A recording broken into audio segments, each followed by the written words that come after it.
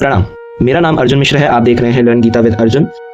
इस चैनल पे हमने प्रण लिया है कि हम एक महीने में अर्थात 30 दिन में श्रीमद् भगवद गीता के 30 श्लोक याद करेंगे।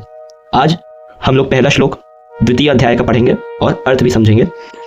शुरू करने से पहले मैं आप लोग को बताना चाहता हूँ कि आप इसको फॉलो कर सकते हैं किसी ऑनलाइन वेबसाइट से भी, जैसे holyBhagavadGita.org, जिसका मैं आपको लिंक डिस्क्रिप्शन में दे दूंगा, या फिर श्री अरबिंदो की भगवदगीता.org.in से आप फॉलो कर सकते हैं, या फिर आप एक किताब ले सकते हैं जैसे मेरे पास है। मैं आपको रिकमेंड करूंगा कि आप गीता प्रेस की सरल गीता श्लोकार्थ सहित लें, क्योंकि इसमें श्लोकों का पदच्छेद करके दिया जाता है। पदच्छेद संस्कृत है, जिसका मतलब है कि कठिन शब्दों को तोड़ के सरल बना दिया जाता है। आज हम लोग द्वितीय अध्याय पढ़ेंगे, सांख्य योग, जिसका मतलब है ज्ञान का योग। इसमें भगवान श्री कृष्ण अर्जुन को ज्ञान देते हैं। पहले अध्याय में अर्जुन बहुत ही दुविधा में थे, वह युद्ध नहीं करना चाहते थे क्योंकि उनके सामने उनके भाई, उनके मित्र, उनके शिक्षक, चाचा सब थे। तो वह देखे तो वो युद्ध नहीं करना चाहते थे। तो इसी अर्जुन के इसी तकलीफ का आप बोल सकते हैं कि निवारण भगवान श्री कृष्ण ने द्वितीय अध्याय में दिया है। तो हम लोग द्वितीय अध्याय आज से पढ़ना शुरू करेंगे। मैं एक बार आपको फिर से बता रहा हूँ, सरल गीता, गीता प्रेस की। आप इस्कॉन की भी गीता पढ़ सकते हैं। गीता पढ़ने के लिए आपको स्वच्छ रहना चाहिए और पाठ करने से पहले एक बार बैग जरूर छू लीजिएगा, और गीता को हमेशा बाकी किताबों से अलग रखना चाहिए। पहला अध्याय, हम लोग हमेशा जब भी गीता पाठ शुरू करते हैं तो हम लोग शुरुआत में कहते हैं ओम श्री परमात्मने नमः श्रीमद् भगवद गीता। ओम श्री परमात्मने नमः। ओम श्री परमात्मने, परमात्मने का मतलब परमात्मा को नमः, कि मैं श्री उस परमात्मा को नमन करता हूँ। श्रीमद् भगवद गीता, श्रीमद् भगवद गीता का मतलब ही होता है वो जो भगवान द्वारा कहा गया हो। आप अगर इसका इंग्लिश में देखेंगे तो बहुत बार बोला जाता है द सॉन्ग ऑफ गॉड। फिर उसके बाद हम लोग बोलते हैं उस अध्याय, कौन सा अध्याय हम लोग पढ़ने जा रहे हैं उसका हम लोग नाम लेते हैं। यहाँ पे अथ द्वितीयोध्याय, क्योंकि हम लोग दूसरा अध्याय पे पढ़ने जा रहे हैं। अथ का मतलब होता है शुरुआत करना। अथ द्वितीयोध्याय, द्वितीयोध्याय का अगर हम लोग संधि विच्छेद करेंगे तो बन जाएगा द्वितीय अध्याय। फिर पहला श्लोक संजय के द्वारा कहा गया है धृतराष्ट्र को, तो इसे कैसे पढ़ेंगे? संजय, संजय पूरा बोलेंगे, संजय उवाच, संजय उवाच। मैं आप लोग को बोलूँगा कि मैं बोल रहा हूँ, साथ साथ में आप भी प्रैक्टिस करिए, घर पर भी प्रैक्टिस करिए और अपनी गीता के साथ भी प्रैक्टिस करिए। संजय उवाच, पहला तम तथा कृपया विष्टम। एक चीज़ मैं आपको बता दूं कि गीता प्रेस की अगर आप सरल गीता लेंगे तो यहाँ पर बहुत जगह है कि जैसे मैंने अभी बोला तम तथा कृपया विष्टम, म अलग दिया हुआ है तो आप म को ले लिया करिएगा।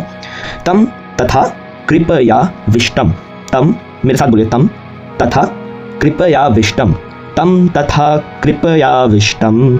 हम लोग को साथ साथ में लय भी सीखना है।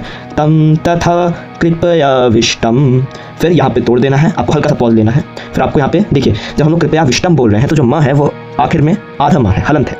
फिर यहाँ पर हमने पूरा म क्यों लिखा है? क्योंकि यह है अश्रु।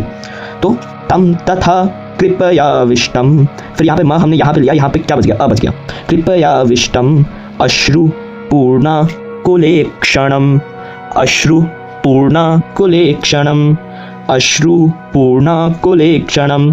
अब पूरा लाइन एक बार बोलेंगे, तम तथा कृपया विष्टम अश्रु पूर्णा कुलेक्षणम, तम तथा कृपया विष्टम अश्रु पूर्णा कुलेक्षणम। यह आपका पहली लाइन हो गई। इसको आप फिर से दोहरा लें एक बार वीडियो पॉज करके। चलिए आगे बढ़ते हैं। विषि दंतमिदम वाक्यम, देखिए यहाँ पर विषि दंत, यहाँ पे आपको यहाँ पर ध्यान देना है। यहाँ पे श पे षटकोण वाला श है, यहाँ पे श पे जो ई है वह दीर्घ है, मतलब बड़ी ई है, तो विषि आपको उसे एक्सटेंड करना है। विषि दंतमिदम वाक्यम। अब यहाँ पर देखिए, यहाँ पर एक डैश है जिसके बाद म है। मैंने अभी आपको बताया अगर डैश के बाद म होगा तो आपको म को इधर ले आना है और जो बचा उसे फिर प्रोनाउंस करिए। तो ये क्या बन जाएगा? विषि दंतम, विषि दंतम इदम।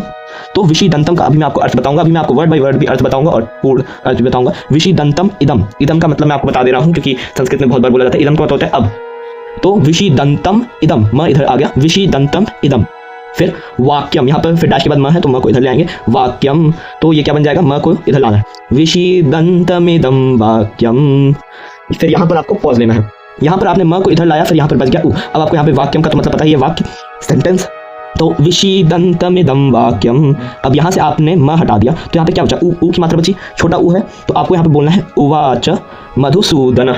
तो एक बार फिर से बोलते हैं, विषि दंतमिदम वाक्यम। फिर से बोलिए, विषि दंतमिदम वाक्यम, फिर उवाच मधुसूदन। पूरी लाइन बोलेंगे, विषि दंतमिदम वाक्यम, विषि दंतमिदम वाक्यम उवाच मधुसूदन। देखिए यहाँ पर उवाचा है, उवाचा यहाँ पे भी था, संजय उवाचा। उवाचा का मतलब होता है बोला, किसी ने कुछ बताया, किसी ने कुछ बोला।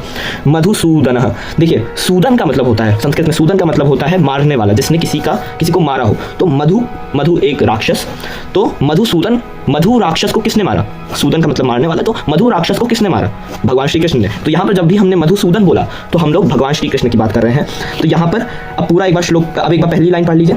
तम तथा कृपयाविष्टम् अश्रुपूर्णाकुलेक्षणम् विषीदन्तमिदं वाक्यम् उवाच मधुसूदनः। अब इसका हम लोग वर्ड बाय वर्ड अर्थ समझेंगे।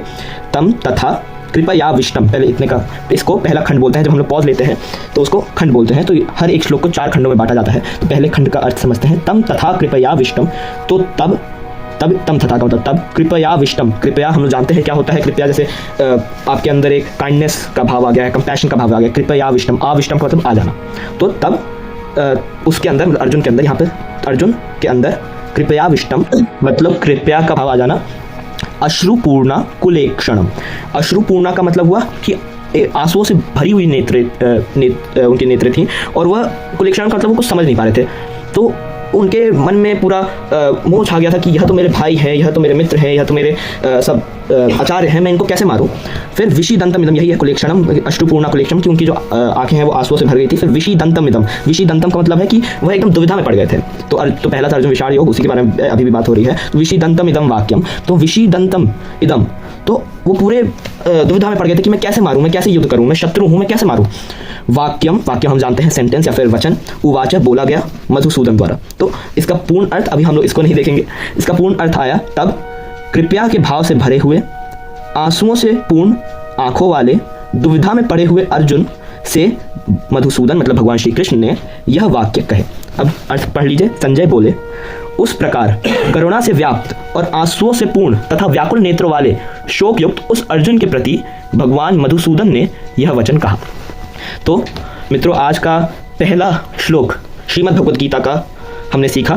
कल हम लोग इसका द्वितीय श्लोक सीखेंगे, जहाँ पर भगवान स्वयं कुछ बताएंगे अर्जुन को।